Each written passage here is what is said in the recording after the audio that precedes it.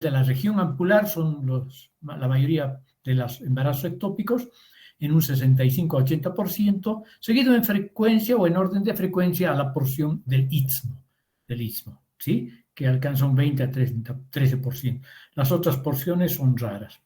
¿Cuáles son los factores que predisponen a un embarazo ectópico? Pueden ser condiciones ovulares, condiciones locales que favorecen la implantación precoz y condiciones que dificultan la migración del huevo y por lo tanto también la implantación antes de tiempo, ¿sí? Entre las condiciones ovulares tenemos que el trofoblasto alcanza ya en la trompa la capacidad de invasión, o sea, una maduración acelerada del trofoblasto. El trofoblasto, entre comillas, es una entidad normalmente invasora, claro que invasora de manera limitada, a no ser que lo haga patológicamente, como hemos visto en los embarazos profundos en el miometrio, ¿sí? Que se llaman placentas acretas, percretas e incretas, ¿ya? El huevo puede migrar también, otro mecanismo, el huevo puede migrar hacia la trompa opuesta, con lo que alcanza a su maduración, ¿ya? Y logra implantarse también en la trompa contralateral. Esto ocurre en el 20-30% de los casos. No es infrecuente entonces que el huevo ya fertilizado migre hacia la trompa opuesta, tardando, hay un periodo de retardo y por lo tanto una maduración del trofoblasto y una implantación precoz. Condiciones locales, focos de endometriosis, ¿ya? Las endometriosis y también los procesos inflamatorios que dificultan la migración del huevo, enfermedad inflamatoria pélvica, como acabamos de ver, por ejemplo, sobre todo las salpingitis crónicas, que son las más frecuentes entidades que condicionan esta patología. Operaciones pelvianas previas, como procedimientos diagnósticos, para ver la fertilidad, por ejemplo, o procesos inflamatorios crónicos específicos, como la tuberculosis genital. También los dispositivos intrauterinos causan alteraciones en el epitelio que favorecen esta entidad. Y los anticonceptivos orales, además, alteraciones de la motilidad ciliar, como el síndrome de cilios inmóviles, por ejemplo. ¿Cómo evoluciona? ¿Cuál es la evolución más frecuente de los embarazos tubarios? Realmente, excepcionalmente, llegan a término de estos embarazos ectópicos. La mayor parte producen un hematosalpinx y rotura de la trompa uterina, ¿ya? Entonces, esto ocurre aproximadamente 2 a 6 semanas después de la anidación. O puede haber una regresión o aborto tubario hacia la cavidad abdominal y el producto se momifica y es generalmente reabsorbido por los macrófagos. También hay embarazos en otros sitios. El embarazo ectópico ovárico, favorecido por el DIU, por la fertilización del óvulo al salir del folículo, o el óvulo fertilizado que se cae en las fimbrias y de ahí llega a los ovarios, ¿no? Esto es mucho más raro. Hemos visto que la mayoría son tubarios entre los ectópicos. Y el intrauterino, pero no en la cavidad uterina, sino a nivel del cuerpo uterino, o sea, antes de tiempo o después de tiempo en el cuello del útero, que también en su mayoría son producto de hemorragia y aborto.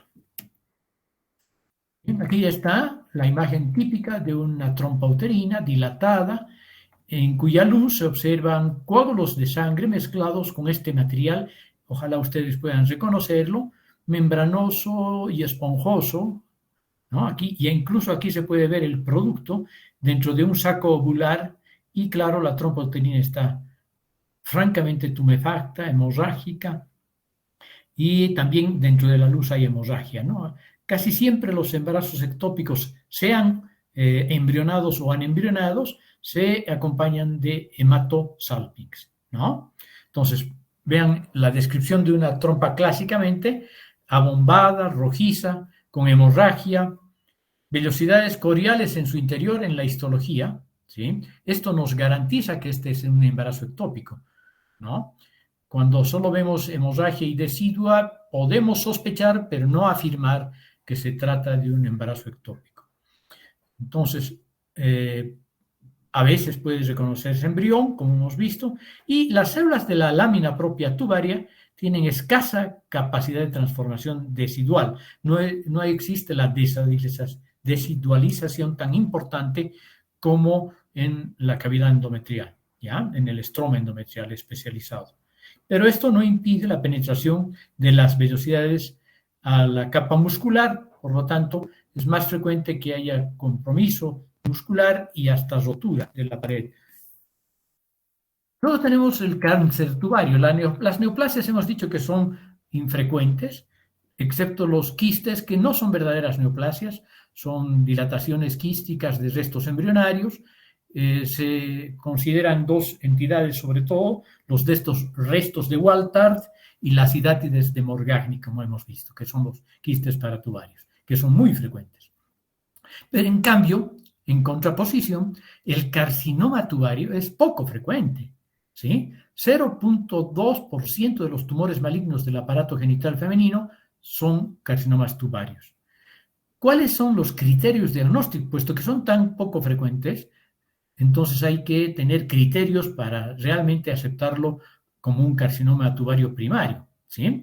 Una masa tumoral que es principalmente localizada en la trompa, predominantemente intramural, ¿ya?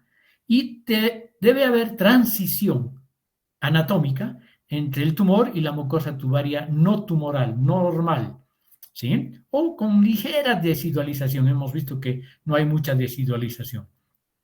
Si además hay masas tumorales voluminosas en el ovario o en el útero, no es posible descartar que alguna de estas corresponda al tumor primario y que el cáncer diagnosticado a nivel de la trompa uterina sea un cáncer metastásico, ¿sí? En general, la detección tardía, cuando es bilateral, la mayor parte son, como en el ovario, serosos papilares, pueden haber endometrioides y pueden haber tumores de células claras, lo mismo que en el endometrio y en el ovario, ¿ya?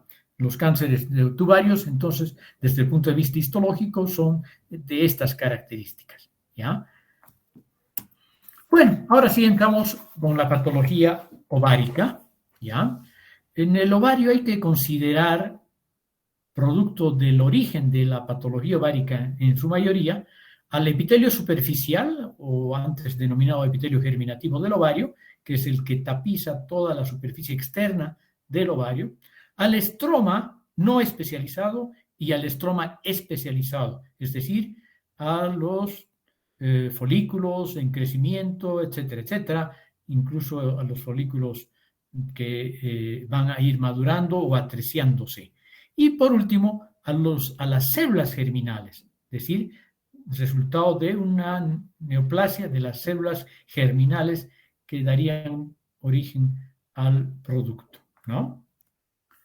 Bueno, entre las principales enfermedades están los quistes, que son extraordinariamente frecuentes y en su mayoría son funcionales, es decir, que crecen en el ciclo menstrual y pueden decrecer y a veces desaparecer en la fase lútea, ¿sí? O en la fase proliferativa después. Otra patología del ovario son las hiperplasias del estroma endometrial, asociadas o no a los síndromes de Stein-Leventhal o a la poliquistosis ovárica. Y, claro, los tumores. Los tumores que son los que más en los que más vamos a insistir en esta clase, ¿sí? Entonces, los quistes ováricos, decíamos que pueden ser no neoplásicos o funcionales o pueden ser neoplásicos, ¿sí? ¿Y de dónde nacen estos quistes neoplásicos o no neoplásicos? Los no neoplásicos a partir de los folículos en desarrollo. Aquí tenemos los famosos quistes foliculares. Algunos de estos pueden secretar estrógeno y producir hiperestrogenismo. Los quistes del cuerpo lúteo, que también son frecuentes y producen en su mayor parte progesterona, que en forma continua, por tanto, irregularidades menstruales son una causa importante, como vimos cuando veíamos la patología uterina, de irregularidades menstruales. Los quistes tecaluteínicos, hay que ver los verdaderos quistes tecaluteínicos, producidos por niveles altos de gonadotrofinas y por lo tanto casi siempre asociados a la enfermedad trofoblástica, ¿sí? A la mola hidatiforme o tratamientos farmacológicos. Y a partir del epitelio superficial, ¿no?, los quistes de inclusión con revestimiento mesotelial. Ojo, estos quistes son pequeños, corticales, superficiales, en su mayoría benignos, sin trascendencia clínica. Pero a partir de estos pequeños quistes intrascendentes, aparentemente intrascendentes, de inclusión, llamados quistes de inclusión, con el revestimiento mesotelial, pueden surgir también neoplasias, que se pueden incluso malignizar. De hecho, hay algunas escuelas que favorecen el origen de los cistadenocarcinomas serosos papilares a partir de estos quistes de inclusión epitelial. ¿Ya? Decíamos de los quistes funcionales. Seguimos hablando de los quistes funcionales. En los ovarios, normalmente crecen estructuras similares a los quistes llamados folículos, todos los meses, ¿no? Ese es un proceso madurativo. No todos llegan a la madurez, al folículo de De Graaf, y no todos liberan, por lo tanto, su óvulo, ¿sí? Estos folículos producen las hormonas estrógeno y progesterona, y, claro, liberan su óvulo, y posteriormente se forma el cuerpo lúteo, ¿sí? Pero si un folículo normal continúa creciendo, se denomina quiste funcional. Se habla de 2 centímetros como un margen más o menos aceptable entre un folículo quístico y un quiste funcional, ¿sí? Los quistes foliculares son, los quistes de esta naturaleza son los quistes foliculares y los quistes del cuerpo lúteo, como adelantamos un poco. Entonces, ¿qué es el quiste folicular? Aproximadamente en la mitad del ciclo menstrual, un óvulo sale de su folículo y viaja a la trompa de falopio. Eso es lo normal. Pero si un quiste folicular comienza cuando el folículo no se rompe ni se libera el óvulo, es más bien al revés. Cuando el folículo no se rompe ni libera su óvulo, entonces se va a ir formando un quiste. ¿Por qué? Porque continúa creciendo. En general, crece entre 2 y 4 centímetros promedio. No forma quistes gigantes. Y el quiste del cuerpo lúteo, que implica entonces la acumulación del líquido dentro del folículo, lo que provoca al cuerpo lúteo se expanda y se forma un quiste. Esto es cuando el folículo sí ha liberado su óvulo y comienza a producir estrógenos y progesterona para la concepción. Sin embargo, el folículo que ha quedado se llama cuerpo lúteo, pero a veces en este cuerpo lúteo residual, que podría ser normal, se acumula mucho líquido o hay mucha hemorragia y este cuerpo lúteo se expande y forma un quiste, el famoso quiste del cuerpo lúteo.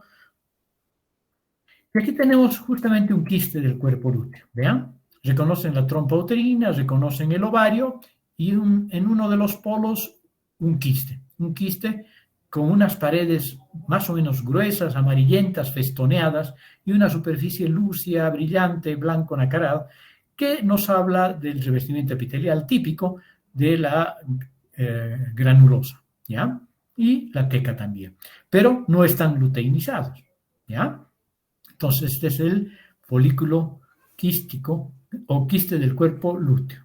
En este caso, hay una mínima luteinización. Aquí también se ve un quiste folicular sin luteinización. Entonces, depende de si está luteinizado, es un cuerpo lúteo. Si no está, generalmente es un folículo quístico. Se ve un folículo quístico postovulatorio, un quiste del cuerpo lúteo hemorrágico, y aquí se ve cómo se ha perdido prácticamente el epitelio superficial y aquí se ve la luteinización de la capa granulosa. El ovario poliquístico es una patología no del todo clara en cuanto a su patogenia. Se postulan múltiples factores, un multifactorial por lo tanto, ¿sí? Cuando se acompaña de toda la clínica pertinente y de la histología y la anatomía pertinentes, se llama síndrome de Stein-Leventhal y se la considera como un trastorno endocrino metabólico complejo heterogéneo que consiste en una acumulación de múltiples folículos ováricos de formación incompleta, como ven aquí, múltiples folículos ováricos de formación incompleta y una fibrosis del estroma subepitelial, ¿sí? Lo que hace que sea difícil la ovulación y por lo tanto haya una maduración frustrada de los folículos, ¿no?, que se van acumulando. Los criterios de Rotterdam nos hablan, para hablar del síndrome de Stein-Leventhal, en óligo o anovulación, acompañantes, ¿no?, al ovario poliquístico, signos clínicos y bioquímicos de hiperandrogenismo, por lo tanto, hirsutismo y otras manifestaciones fenotípicas del hiperandrogenismo en la mujer, ¿no?, algo de obesidad también, y claro, los clásicos quistes en los ovarios, ¿no?, los ovarios poliquísticos, por ecografía y que se pueden comprobar por histología. Aquí tenemos unos quistes, hay múltiples folículos primordiales, hay un estroma un poco hiperplásico y aquí están los quistes, que son múltiples. Este es uno de ellos. ¿Ya? Luego tenemos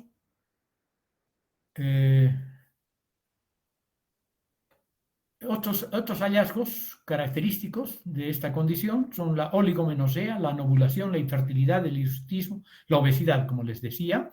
La afectación bilateral es común, con múltiples quistes pequeños, debido a una liberación desequilibrada de la hormona folículo estimulante y luteinizante. Decíamos también que hay una fibrosis subepitelial, una corteza exterior gruesa y fibrosa, y los quistes son subcorticales revestidos por células de la teca, prominentes y luteinizadas, ¿ya? Y en general, antes se pensaba que era una condición sine qua non. No hay evidencia de cuerpo lúteo, es decir, no ha habido ovulación. ¿Ya? Eso es lo clásico. Hay algunos autores que señalan que puede excepcionalmente haber. Bueno, y la hiperplasia del estroma, que a veces acompaña al síndrome que acabamos de manifestar, de abordar, la causa visibilización en mujeres posmenopáusicas, asociada con luteinización por producción de andrógenos por las células estromales proliferadas, ¿ya? Las mismas células hiperplásicas del estroma son las que producen andrógenos, y también se asocia a diversos crecimientos neoplásicos y no neoplásicos, claro, de la mama, del ovario, del mismo ovario y del endometrio sobre todo, o a defectos endocrinos. ¿Ah? Bueno, y ahora vamos a hablar de la parte más interesante de la patología ovárica, las enfermedades neoplásicas, ¿sí? Vamos a empezar diciendo que pueden derivar del epitelio superficial. Las neoplasias pueden también derivar de los cordones sexuales, o sea, del estroma gonadal especializado, o derivar de las células germinales, ¿ya? Miren, entre 60 y 70% del epitelio superficial, 10% de los cordones sexuales y 20% derivados de las células germinales. Y aquí no es como en el testículo, que son mayoría estos tumores, son minoría y en general son sobre todo teratomas. Hay también neoplasias misceláneas, ¿no?, lipomas, angiomas, etcétera, como en otras partes, y los metastásicos. ¿Ya? Esto es básicamente un resumen de la clasificación de la OMS, los tumores metastásicos al ovario. Ahí vamos a hablar sobre todo del Krukenberg. Bueno, enfermedades neoplásicas, factores de riesgo menos claros que los del cérvix y del endometrio. ¿Ya? Tiene mucho que ver con la herencia. Es decir, hasta en el 10% de los casos se ocurren estas neoplasias en mujeres con antecedentes familiares de cáncer de ovario o de mama, y de mama también, ¿no? Están relacionadas con mutaciones en los genes supresores tumorales, breast cancer 1, ¿no?, o BCRA, 1 y BCRA2, mutaciones en los genes supresores tumorales, P53, y sobreexpresión de los genes HER2, KRAS, HRAS. ¿Sí? Sobre todo estos en relación con los de alto grado y estos en relación con los de bajo grado, aunque pueden combinarse. Hay también síndromes complejos, genéticos complejos, que favorecen el desarrollo de las neoplasias ováricas, como el síndrome de Lynch, el síndrome de Peutz-Jeghers, la disgenesia gonadal y el carcinoma, una rara entidad de carcinoma de células basales en la piel, nevoide, ¿no? Carcinoma de células basales nevoide. Muy bien. Vamos a empezar a hablar de los derivados del epitelio superficial, constituyen la mayoría de las neoplasias ováricas y entre las malignas, entre las neoplasias ováricas malignas, son el 90%. ¿Sí? En general, 60-70%. Y entre las malignas, 90%. Derivan del epitelio superficial, que a su vez lo hace del epitelio celómico embrionario. ¿Sí? Pueden ya fenotípicamente parecerse en cuanto maduran, más o menos maduran, porque en general ya saben que las neoplasias pueden madurar cuando son bien diferenciadas o benignas o desdiferenciarse cuando son muy malignas, ¿no? Pero hablemos de la diferenciación reconocible, ¿sí? Si se parecen las neoplasias, ya sea benignas o malignas, al epitelio que tapiza las glándulas endocervicales, hablamos de mucinosos, tumores mucinosos, benignos o malignos. Si se parecen al revestimiento de las trompas uterinas, hablamos de tumores serosos. Si se parecen al endometrio, o sea, diferenciación endometrial, hablamos de los tumores endometriales y también a unas neoplasias epiteliales menos frecuentes, las de células claras. Sí. Y si se parecen al urotelio, al epitelio transicional de las vías urinarias, entonces hablamos de los tumores de Brenner. ¿Ok? ¿Sí? Muy bien. Vamos a hablar ahora de los tumores serosos, ¿sí? Los que se parecen al epitelio de las trompas uterinas. Casi siempre tienen un líquido acuoso y son a menudo bilaterales, 10%. Bueno, esto de la bilateralidad varía de acuerdo si son benignos o malignos. En los malignos es muy alta la bilateralidad. Bueno, ¿cuántos de los tumores ováricos serosos son benignos? El 70%. Malignos, el 20%. Y limítrofes, el 30%. Aprox, ¿ya? Aproximadamente. Vean los tumores serosos ováricos otra vez. Vamos a hablar de que pueden ser benignos o pueden ser malignos. Y entre los malignos tenemos los tumores de bajo grado, carcinomas borderline, de la nomenclatura inglesa o gringa, carcinomas de limítrofes en español, y carcinomas de alto grado. ¿Ya? Decíamos que los de bajo grado están relacionados con mutaciones de estos oncogenes, KRAS, BRAF y ER2-NEW o ER2, y la diseminación superficial hacia el peritoneo cuando rompen realmente la cápsula, vamos a decir, entre comillas, porque no es una verdadera cápsula, ya sabemos que es un epitelio, ¿no? Pero cuando rompen ese epitelio superficial y se diseminan hacia el peritoneo, este proceso es muy lento en los de bajo grado, ¿ya? Y en los de alto grado hay mutaciones, están relacionados con mutaciones del oncogen TP53 y desequilibrios genómicos, como amplificación de oncogenes PAIK3CA y de lesiones de los genes supresores tumorales, como el gen del retinoblastoma. Bien, aquí tenemos tumores serosos benignos, vean, son quistes simples, y si tienen papilitas, son papilas bien formadas, pequeñas y no friables. Friable quiere decir que es muy frágil, muy desmoronable. ¿Sí?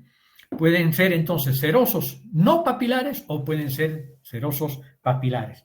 Como son la mayoría quísticos, son en su mayoría quísticos, entonces se habla de cistadenoma, ¿ya? Si en la pared que tapiza estos quistes, que suelen ser, los serosos suelen ser uniloculares, o sea, con una sola luz de un lóculo, ¿ya? Aquí parecería que hay más lóculos, pero puede ser un artificio del corte. Generalmente son uniloculares los serosos benignos, ¿no? Y tienen un revestimiento epitelial seroso, cúbico simple, ¿ya? Si les decía, debajo de ese epitelio encontramos estroma ovárico funcional, entonces estos quistes, estos tumores serosos benignos, generalmente quísticos, se llaman cistadenomas serosos, ¿sí? Pero si el tejido que encontramos subyaciendo al epitelio seroso es fibrocolagenoso denso y regular solamente, entonces hablamos de cistadenofibroma. Si es seroso, obviamente es seroso. Si es mucinoso, cistadenofibroma mucinoso. Pero ahora estamos con los serosos, ¿no? Entonces, pueden o no tener papilas, pueden ser cistadenomas o pueden ser cistadenofibromas. Benignos con papilas chiquitas y firmes en general. Aquí tienen la imagen histológica clásica, ¿no? Cavidades quísticas revestidas por un epitelio cúbico a ligeramente alto, cilíndrico, con proyecciones papilares que son pequeñas, romas o papilas delgadas también, pero en general bien polarizado, bien orientado. El epitelio no presenta atipia, conserva la polaridad y no invade, obviamente, no invade el estroma, ¿no? Para nada, ¿sí? Entonces, carecen de pleomorfismo, no hay mitosis y no hay invasión del estroma, ¿ya? Esta es la imagen típica del epitelio de estos tumores serosos, ¿ya? Aquí se reconoce un estroma ovárico especializado, por lo tanto, este es un cistadenoma, ¿ya? Aquí también. Cistadenoma seroso papilar, este es un cistadenoma seroso papilar. Vean, el epitelio conserva polaridad, está formado por una sola capa de células cúbicas, acilíndricas, carentes de atipia, etcétera, etcétera. Y las papilas son poco celulares, benignas del todo, ¿ya? En cambio, los malignos tienen áreas quísticas y en general tienen áreas sólidas también. Y a veces las áreas sólidas son las dominantes, ¿ya? Las áreas sólidas pueden ser las dominantes, ¿de acuerdo? Pero también hay áreas quísticas, ¿no? Y en las áreas sólidas dominantes vamos a ver un aspecto neoplásico, tumoral, carnoso, blando, friable, ¿no? Estos cistadenocarcinomas serosos malignos pueden ser ya desde el punto de vista histológico moderadamente diferenciados o poco diferenciados, ¿ya? No son bien diferenciados como los que vamos a ver después, los limítrofes o borderline, ¿ya? A veces pueden crecer por fuera de la cápsula, vamos a decir, entre comillas siempre, ¿ya? De la cápsula ovárica, de la superficie ovárica. Muy frecuentemente los malignos son bilaterales. Algunos autores hablan del 30%, otros alcanzan el 65% de bilateralidad en sus reportes de este tipo de cistadenocarcinomas serosos papilares malignos, ¿no? Es el más frecuente carcinoma del ovario. Están viendo al tumor ovárico maligno más frecuente. Esta es la imagen típica, ¿no? Vean un epitelio anaplásico, con discariosis, con pleomorfismo, con alteraciones en la polaridad. Muy frecuentemente estos cistadenocarcinomas, en este caso, están infiltrando el estroma. Vean, es verdaderamente infiltrante y a veces se pueden encontrar estos cuerpos de samoma, ¿sí? Estas concreciones concéntricas, a veces calcificadas, que se llaman cuerpos de samoma, que en los carcinomas papilares de tiroides, ¿no? Entonces, lo característico son estas proyecciones papilares, tapizadas por un epitelio cúbico y cilíndrico, con pérdida de la polaridad, francamente pleomórfico, ¿sí? Y con presencia generalmente de numerosas mitosis, muchas de las cuales pueden ser atípicas. Y lo más importante, la infiltración, la invasión del estroma.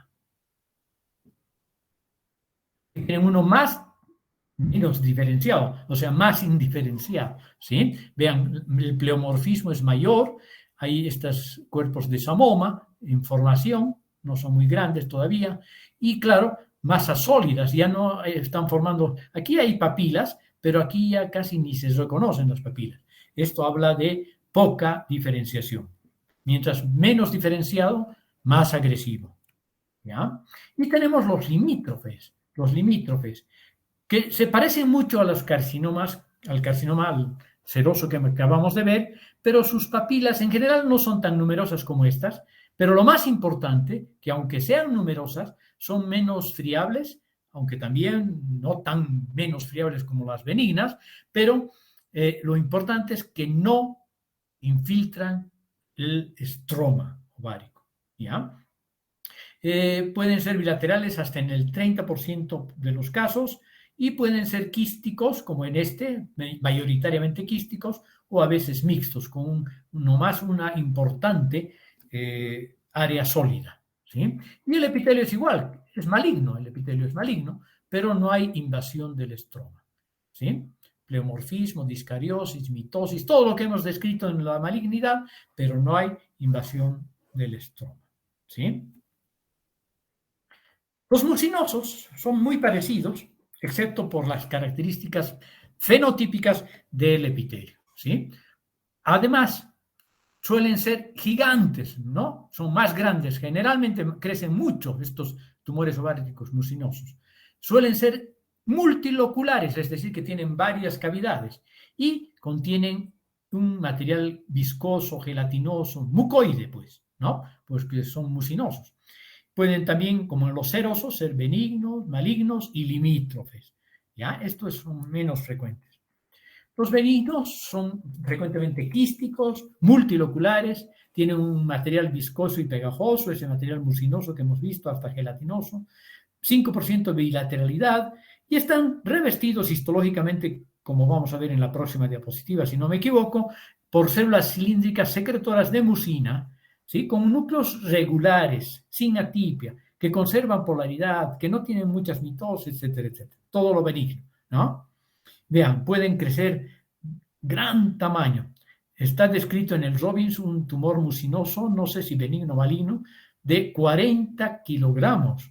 Yo he tenido en mi práctica cotidiana, cuando recién llegué de México, un tumor de 22 kilogramos, que fue mucinoso y fue de una técnica de patología que ya no nos acompaña lamentablemente, que bueno, estamos hablando de hace bastante tiempo, cuando todavía en la facultad había departamento de patología, porque la técnica de patología era dependiente de la facultad de medicina, ¿ya? Mi tumor fue de 22 kilogramos. Bien, y este es el aspecto, multilocularidad. Aquí hay un lóculo, aquí hay otro lóculo, aquí se vislumbra otro lóculo y aquí otro loculito pequeñito y aquí otro, etcétera, etcétera. Multilocular en general. Y el revestimiento es parecido al que tapiza el endocérvix, hemos dicho, ¿no? O sea, células columnares, altas, con un amplio citoplasma claro, apical, que nos habla del aspecto mucinoso, que tapiza un estroma que puede ser especializado o no especializado. Entonces, los malignos, que son más agresivos, tienen una severencia a 5 años de apenas el 34%, se denominan cistadenocarcinomas mucinosos porque la mayor parte son quísticos también, con áreas sólidas. La bilateralidad es menor que la del tumor seroso maligno, 25%.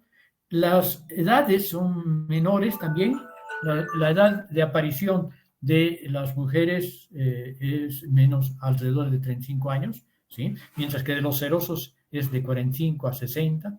Tienen gran tamaño, hemos dicho que pueden ser gigantes realmente y pesados, quísticos, multiloculares, con material mucoso viscoso, también igual que los benignos. Tienen áreas sólidas, esto ya nos tiene que llamar la atención, nos tiene que hacer sospechar. Las células cilíndricas secretoras de mucina con núcleos amontonados, ya no están polarizados, están amontonados con pseudoestratificación, etc.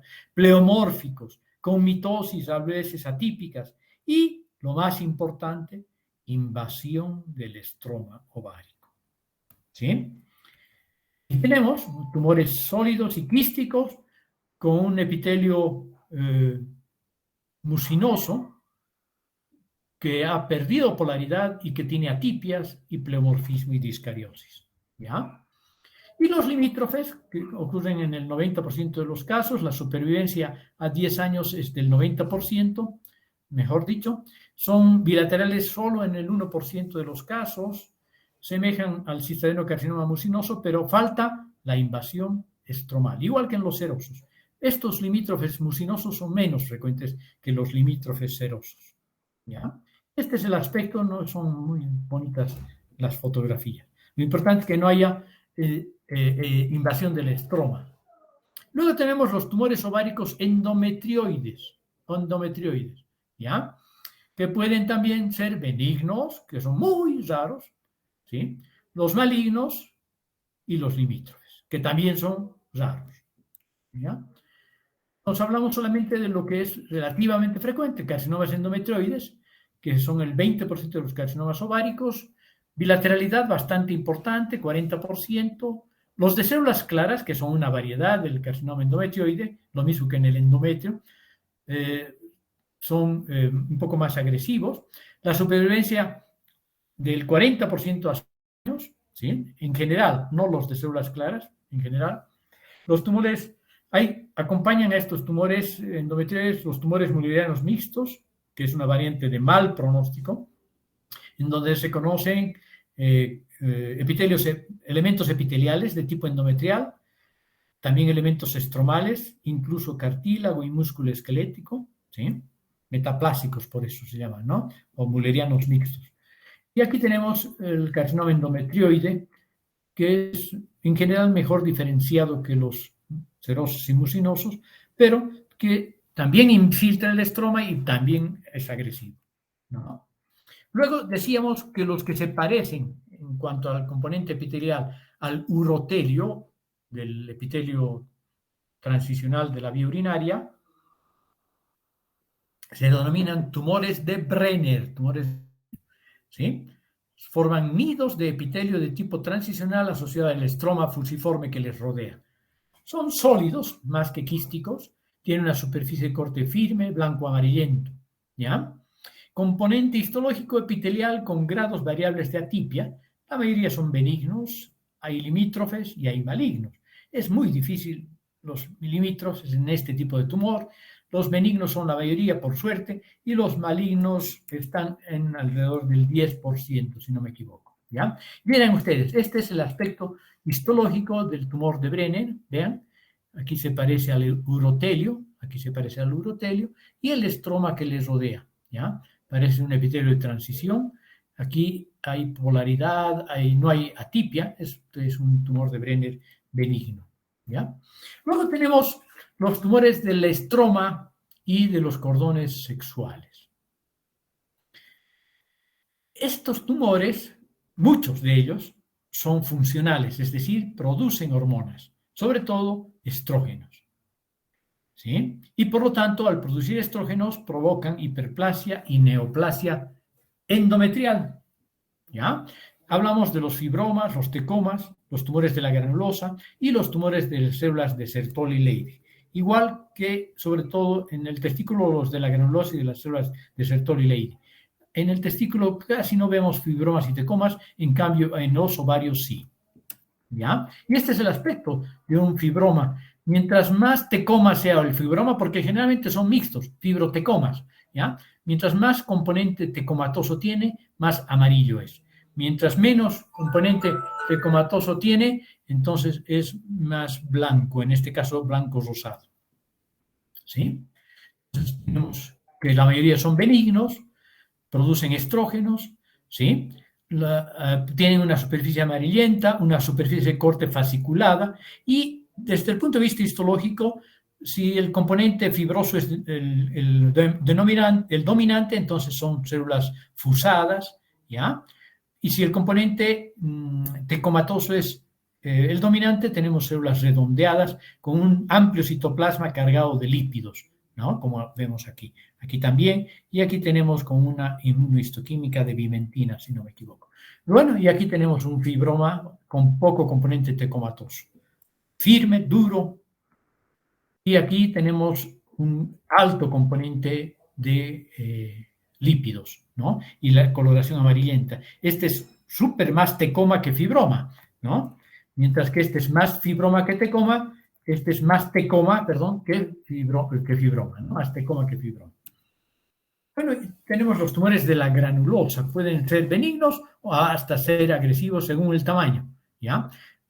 La histología es un poco difícil de diferenciar entre los benignos y los malignos, ¿ya? Cuando son malignos o agresivos, lo que pasa es que hay recurrencia local, pero pueden también ser capaces de dar metástasis, no muy frecuentes, ¿ya? Los pequeños y limitados al ovario son en general benignos y los grandes y extendidos fuera del ovario son agresivos, ¿ya?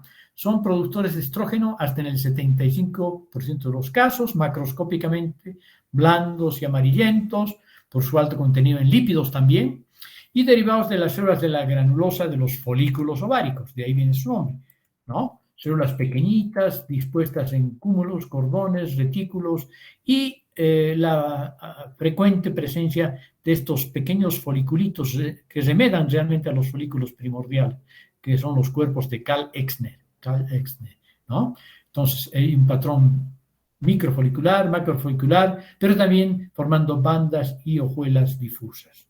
Y este es el aspecto macroscópico. Cuando es grande puede haber quistes, puede haber hemorragia, ¿no? Aquí hay quistes. Y aquí están los cuerpos de Karl-Exner, los famosos cuerpos de Karl-Exner, que nos hacen fácil el diagnóstico de este tumor de la granulosa. Y por último tenemos tumores de células germinales. Bueno, casi por último, porque después tenemos las misceláneas, que solamente las vamos a mencionar, y los tumores metastásicos. 20% de los tumores ováricos son germinales, derivados de células germinales, pueden ser benignos o malignos, y su histología es similar a la de los testículos. Cuando hemos hablado de la patología neoplásica testicular, hemos abordado todos estos. Decíamos que la mayoría de los tumores derivados de células germinales en el ovario son teratomas, y la mayoría son quísticos y benignos, ¿ya? Tanto así que se llaman quistes dermoides, ¿ya? Es el más frecuente de las neoplasias ováricas de estas neoplasias de origen en células germinales. La mayoría son benignas. Un pequeño número de casos, que si no me equivoco es del 1%, desarrolla transformación maligna, y la mayoría, cuando se maligniza uno de los componentes, es obviamente el carcinoma epidermoide, que suele ser el epitelio dominante en los teratomas benignos también. Bilateral 10%, bilateralidad 10%, tamaño variable, hay gigantes también. Quistes revestidos por piel y anexos, por eso les decía que el carcinoma epidermoide surge de este epidermis, ¿no? Que es el componente más frecuente derivado del ectodermo de estos tumores benignos teratomatosos. Otros elementos que podemos encontrar, generalmente maduros: dientes, hueso, tejidos de tracto respiratorio, tejido neural maduro y músculo liso. También podemos encontrar tiroides, tejido adiposo, tejido muscular, hasta estriado, en fin, ¿no? Pero eso es raro. Y aquí tenemos justo la imagen clásica de un teratoma quístico, un quiste dermoide, con mucho sebo, material sebáceo, y muchos pelos llenando la cavidad uterina, de los quistes. Y aquí tenemos cartílago, tejido adiposo, glándula sebácea, tejido embrionario, quién sabe, un epitelio en diferenciación, que es difícil de decir todavía qué va a ser. Y luego tenemos tiroides, vean, folículos tiroideos. Cuando están dominando estos folículos tiroideos, entonces quiere decir que se habla de un estruma, ¿cómo es? De un tumor tiroideo postmaduro, un teratoma monodérmico prácticamente, ¿ya? Que solo se ve tiroides. Los teratomas sólidos son muy raros, pueden ocurrir en los adolescentes, son grandes, formados por diversos componentes tisulares, epitelio escamoso, cartílago, músculo, mucosa respiratoria, tejido neural, que son los la mayoría. Después tenemos tejido embrionario primitivo u otros tumores de células germinales. Entonces hablamos del teratoma inmaduro maligno o los tumores germinales mixtos. Cuando hablábamos de testículo veíamos esto, que muchos de los carcinomas, de los tumores malignos, de los teratomas malignos, se asocian con carcinomas embrionarios y con otros tumores embrionarios, ¿sí? Cuando los tejidos son maduros, el pronóstico es bueno tras la extirpación, curación prácticamente del 100%. El estruma ovárico, que tiene tejido tiroideo maduro solamente, es raro y consiste en un teratoma con una sola línea de diferenciación, ¿ya? Luego tenemos los disgerminomas, que son semejantes a los seminomas testiculares, aumentados de tamaño, sustituidos por un tumor blando y blanquecino, histológicamente semejantes a los seminomas que hemos visto. Esa es la macro. El tumor del saco vitelino también es igual que los de testículo, infrecuente, muy maligno, menores de 30 años, grandes y necróticos. Y este es un buen marcador tumoral, la alfa-fetoproteína, que se detecta en sangre incluso. ¿Ya? Luego tenemos el coriocarcinoma, que es infrecuente en el ovario, muy maligno, tendencia de diseminación hematógena. Valga una aclaración interesante. Los coriocarcinomas que nacen como desdiferenciación de un tumor del trofoblasto, de una mola invasora, de una mola hiperplásica, etcétera, son menos agresivos que los coriocarcinomas que nacen en las gónadas, de novo, ¿ya? Son muy malignos y tienen mayor tendencia a la diseminación hematógena metastásica precoz, ¿ya? Estos tumores tienen otro buen marcador tumoral, la hormona gonadotrofina coriónica, que también se detecta en sangre, ¿sí? Luego, para terminar así, los tumores metastásicos que suelen tener origen mamario o gastrointestinal, ¿ya? Y sobre todo estómago y colon. El más importante es el tumor de Krukenberg, que consiste en una metástasis generalmente bilateral, de adenocarcinoma de células en anillos de sello, ¿sí? Que suelen ser de origen gástrico y estimulan una hipertrofia estromal. En esa hipertrofia estromal, uno tiene que descubrir la presencia de estas células en anillo de sello y diagnosticar el tumor de Krukenberg. También hay otros misceláneos, linfoma de Burkitt, leucemias, que pueden afectar a los ovarios, así como tumores mesenquimatosos benignos, lipomas, hemangiomas, etc., pero son raros en esta localización. Aquí tenemos un tumor bilateral de Krukenberg, ¿sí? Aquí tenemos un tumor bilateral de Krukenberg. Y listo.